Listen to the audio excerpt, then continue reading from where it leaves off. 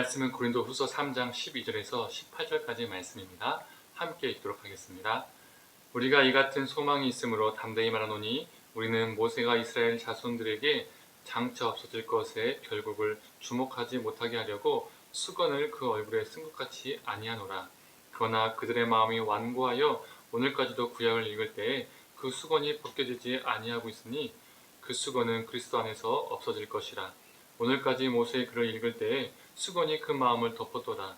그러나 언제든지 주께로 돌아가면 그 수건이 벗겨지리라. 주는 영이시니 주의 영이 계신 곳에는 자유가 있느니라.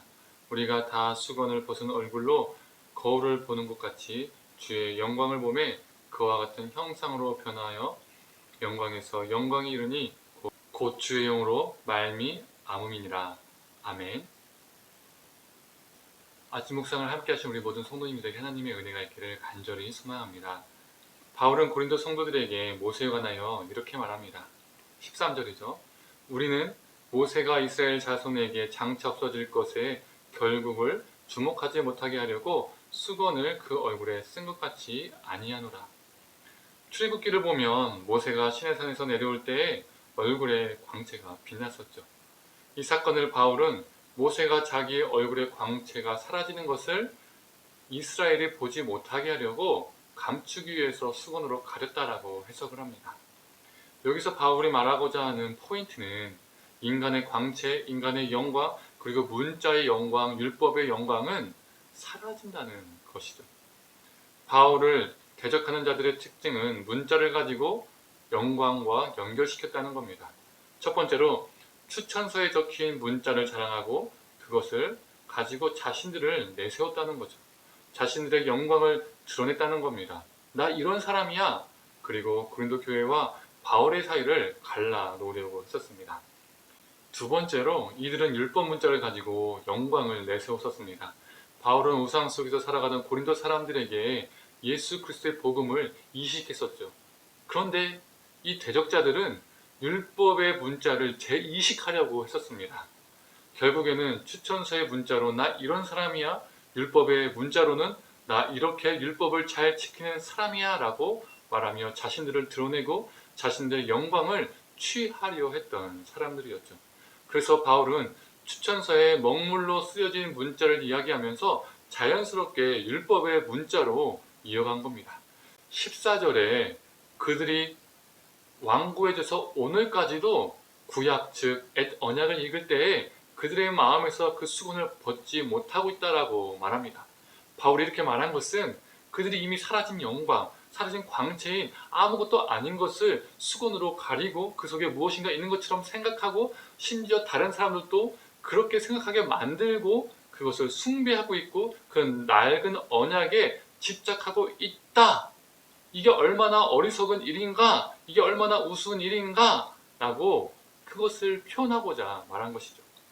자신들이 그리도 자랑하는 그 문자들이 오히려 자신들의 삶을, 영혼을 올가매고 있다는 것을 모르면서 계속 스스로 목을 조르는 그런 삶을 살고 있다라고 바울은 말하는 것입니다. 바울은 그 길에서 벗어날 수 있는 것은 오직 예수께로 돌이키는 것이다 라고 말합니다. 그리고 너무나 유명한 구절 17절의 말씀이죠. 주는 영이시니 주의 영이 계신 곳에는 자유가 있다. 자신은 추천서라는 문자에 얽매이지 않은 사람이다. 율법이라는 옛 관습, 옛 언약에 얽매이지 않은 사람이다 라고 바울은 말하고 있는 겁니다. 왜 바울은 추천서라는 문자에 얽매이지 않은 사람이었죠? 예수를 만난 고린도 교회 자체가 추천서였기 때문입니다. 왜 율법의 문자에 얽매이지 않은 사람이었죠? 그에게 예수 그리스도가 있기 때문이었습니다. 그런데 이 땅의 많은 것들은 우리를 올가매고 우리로부터 자유를 느끼지 못하게 합니다. 이 땅의 수많은 추천서, 소위 수많은 스펙을 자랑 삼으며 사는 것이죠. 자랑하지만 알고 보면 그 스펙이라는 것에 얽매여서 삽니다. 또 그것을 통해 더 나은 삶을 살기 위해서 그리도 집착하며 살고 있는지도 모릅니다. 또한 율법, 옛 언약처럼 옛 습관과 낡아진 틀, 우리의 수많은 경험들, 이미 진부한 가치관과 패러다임, 그 속에 갇혀서 그 안에서 열심히 하면서 스스로 만족하고 제2의 율법주의자로 살아가고 있는지도 모릅니다. 아무것도 아닌 것을 수건으로 가리워서 마치 수건 속에 무엇인가 있는 것처럼 그 낡은 것에 집착하고 난 잘하고 있어 라고 그렇게 사는 것이죠. 그렇게 또 스스로 자신을 얽매이게 만들며 사는 겁니다. 그러나 주의 영이 계신 곳에서는 참 자유가 있습니다. 이 자유는 율법으로부터의 자유인 동시에 사랑으로 종노릇하는 자유입니다. 또한 우리를 지배하고자 하는 이 땅의 세속적 가치로부터의 자유입니다. 우리는 주의 영이 계신 곳에는 참 자유가 있다고 말하면서 혹여 삶으로는 추천서와 같은 이 땅의 수많은 자랑과 세속적인 가치관에 종속되어 있고 율법이라는 형식주의와 자기 공로와 자기 만족과 열심, 옛 패러다임에 갇혀 있지 않은지 돌아봐야 합니다. 사랑하는 성도님들, 제가 16절과 18절 읽겠습니다. 그러나 사람이 주께로 돌이키면 그 너울은 벗겨집니다. 18절, 우리는 모든 너울을 벗어버리고 주님의 영광을 바라봅니다. 이렇게 해서 우리는 주님과 같은 모습으로 변화하여 점점 더 큰 영광에 이르게 됩니다. 이것은 영이신 주께서 하시는 일입니다. 우리 안에 우리를 올가매고 심지어 우리의 삶을 덮어버리려고 하는 수건들이 혹시 있지는 않습니까? 주님께로 돌이킵시다. 그리고 그 수많은 수건들을 벗어버립시다. 그리고 다른 영광이 아닌 주님의 영광을 바라보길 원합니다. 그리고 주님의 영광을 위해서 살아가길 원합니다. 그때 18절의 말씀처럼 우리는 주님과 같은 모습으로 변화하여 영광스러운 상태에서 더욱 영광스러운 상태로 옮겨질 것입니다.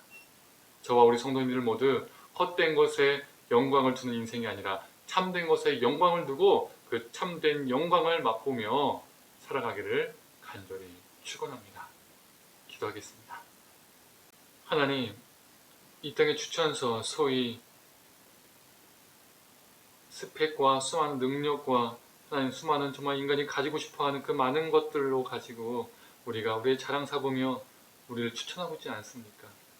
하나님, 그 수건 안에 가려진 금방 있다 금방 사라질 인간의 그 영광을, 문자의 영광을, 그 속된 영광을 우리가 집착하며 살고 있지 않습니까? 하나님, 우리 안에는 그 수건을 벗어던지게 하시고 예수 그리스도 안에서, 성령 안에서, 하나님의 능력 안에서 하나님, 우리가 참 자유를 경험케 하여 주시옵소서.